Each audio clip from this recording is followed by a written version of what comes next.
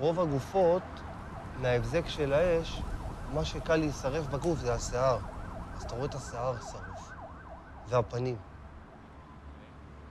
ובגדים בקושי, אבל השיער הוא ממש בשניות נשרף, אז אתה רואה את השיער שהוא נהיה כזה שרוף.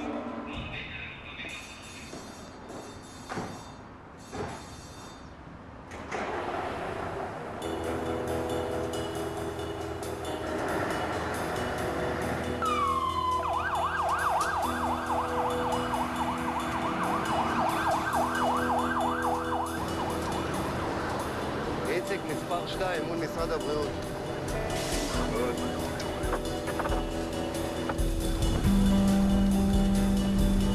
בסוף, כאילו אחרי שפינו את כל הפצועים, ונשארים, הגופות נשארות שם, וכבר אין לנו מה לעשות,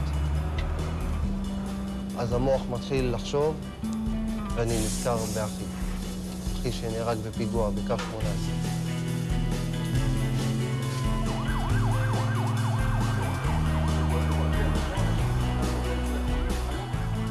הוא עלה בקו 18 בבוקר, הגיע לרחוב יפו,